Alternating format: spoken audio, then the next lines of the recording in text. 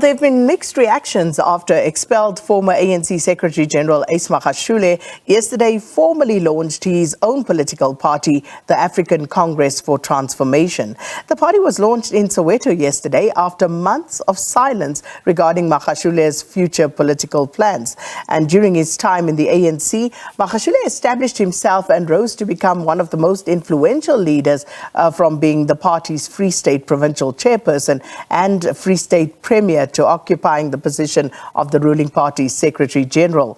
Now, during the launch, Magashule said that he took the decision after broad consultation, including seeking wisdom from some former ANC leaders as well as provincial leaders. So for a more in-depth look and some analysis on how the formation of the ACT will impact the country's political scene leading to next year's elections, we are joined now by political analyst Dr Levy Ndou. Dr. Ndou, good to speak to you. Welcome to Morning Live once more.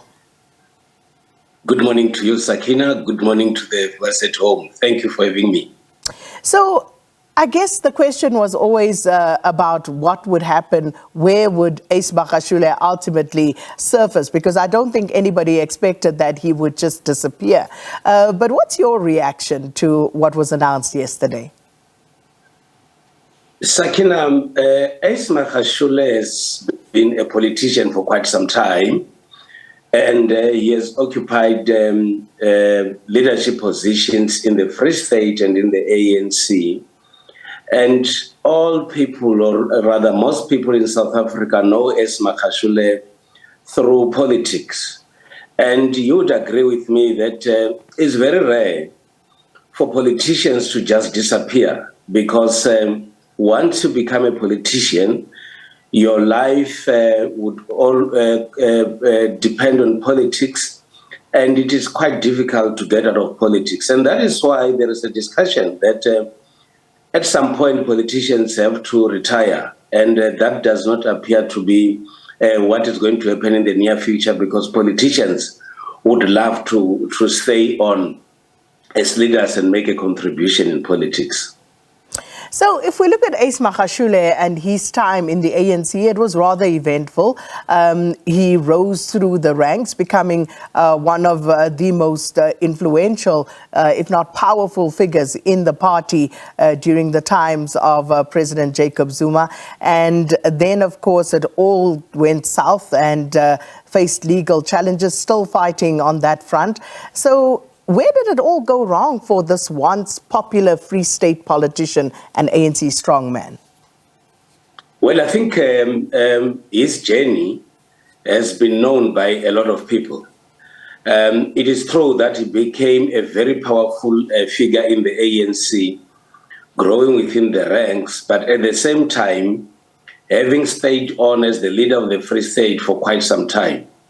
And I think that is where things started to get out of hand, because staying on in the Free State in strategic positions created a situation where he became very powerful and popular and being loved by many people. But at the same time, there are a lot of people that he had and also created enemies on his way. And that is why, as we speak today, there are people who still support him in the Free State. At the same time, there are people who do not support him because they feel that there are many things that he actually did in the Free State that actually hurt most of them. That is why now, when Magashule was facing his challenges in the ANC, most people in the Free State did not receive him back the way they did. But that is also normal, that when you get out of provincial politics to national politics, it does not necessarily mean that you still have space in the provinces, because those that are in the provinces would have loved to occupy your position, and you no longer have space in provincial politics. And that is why you see the likes of most people who became premiers or chairpersons of provinces. When they graduate from provinces to national level, they lose relevance and support in the different provinces. But equally, there are instances where I think Mr. Magashule miscalculated his position and influence in the ANC. And that is why he would violate the constitution. He would go against the resolutions of his party, the ANC. And I think that is why he angered his comrades in the ANC leadership and also some within the support base and structures of the ANC. Well, some would have said that Ace Magashule as a political entity is a spent force. So what should we read into the establishment of this party? Because many people had thought that he would throw his weight behind some of the political parties that have already been established, but not so. He actually launched his own party. Do you think that his popularity would be able to garner him any great political support on the scene, Dr. Ndou? Firstly, it was not going to be easy for Mr. Magashule to go and join another political party.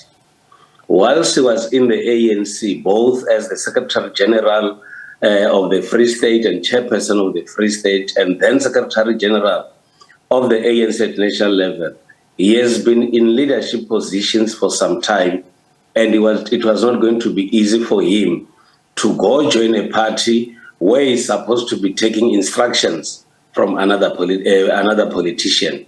He's used to be giving instructions, and he was not going to be comfortable at all in that situation. He might have done calculations to say there are a number of parties that were formed prior general elections, and they actually made it onto the box or into the parliament. So he might have calculated to say, if indeed he can form a party now, the possibilities that he might actually get votes and then make it to parliament. There's a lot of reference on the parties that were formed few months towards the elections, and they were actually able to make it. Number two, I think what he did as well is that with the support that he might have calculated from the Free State and other areas outside the Free State, he can still be able to make a comeback into politics.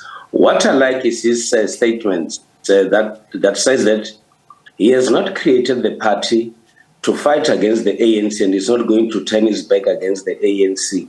And he might be saying that in the era of coalitions, he might therefore make a comeback and still work with any political party that is in existence. He wants to create his own identity, which is not based on the opposition to the ANC, but which is supposed to have its own goals and principles and focus on their own lane towards parliament.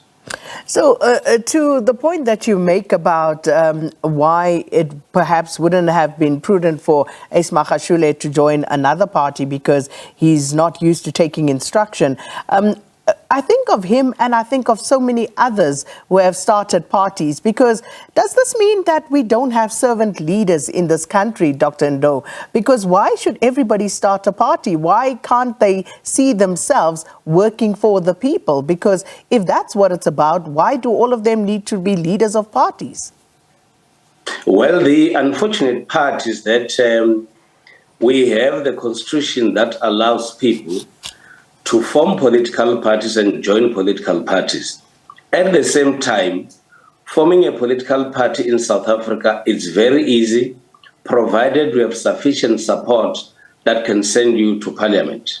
While we all are aware that those that have once tested power would not easily want to relinquish power, or would always want to continue occupying those powerful positions, they mostly feel that they might lose their relevance if they don't occupy positions of power, because that is what they're actually used to.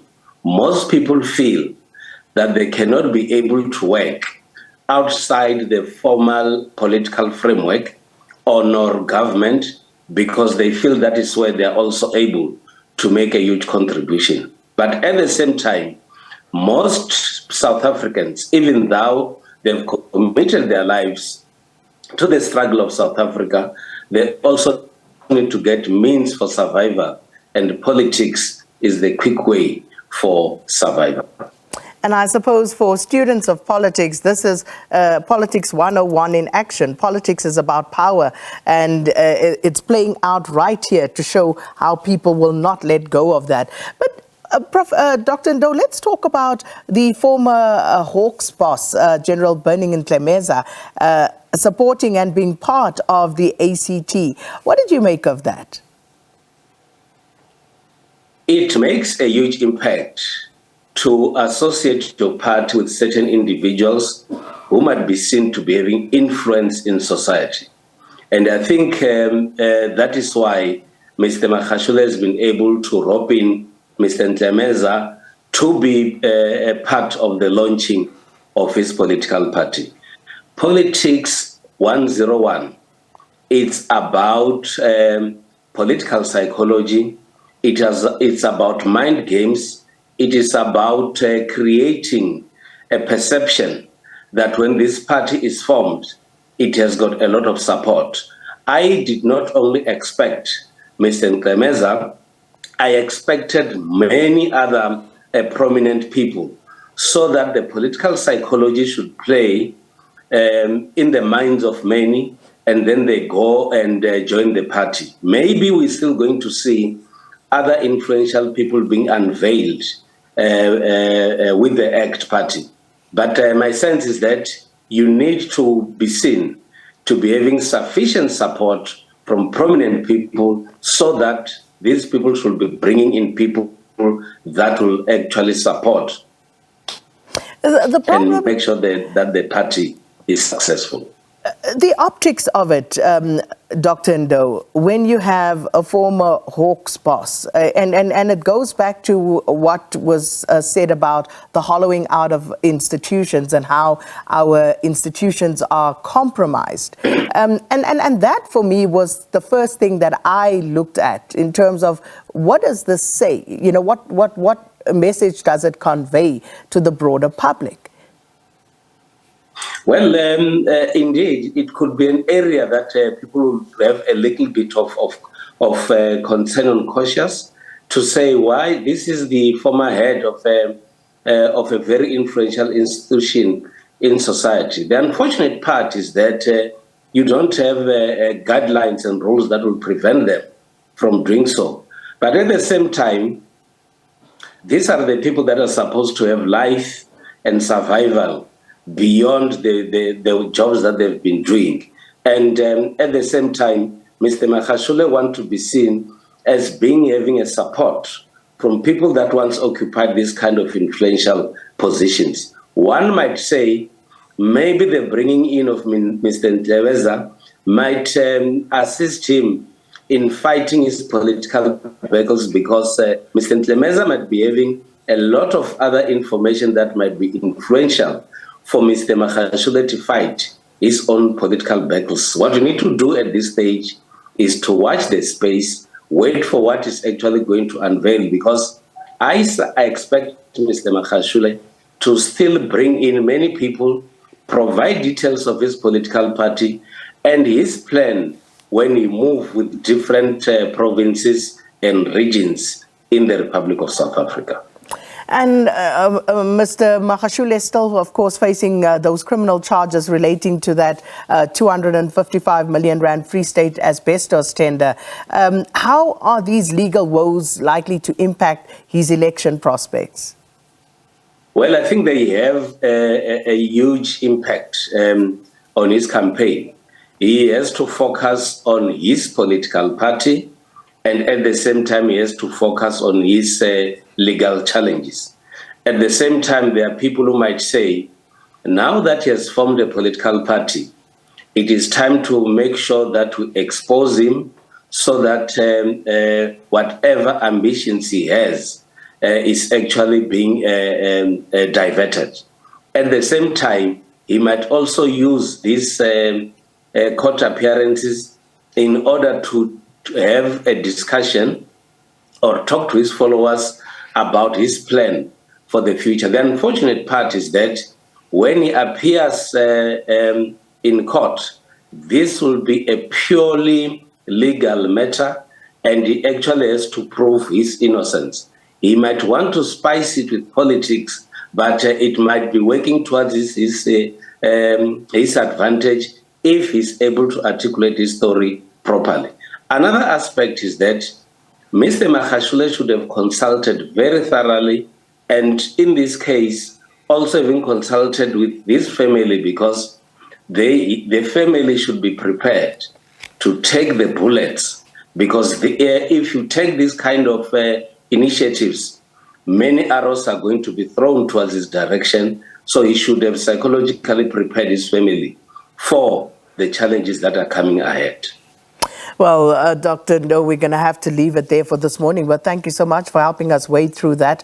Dr. Levy Ndou, political analyst, talking to us about former ANC Secretary-General Ace Magashule launching his own party, the African Congress for Transformation, yesterday, and what this may potentially mean for our political landscape.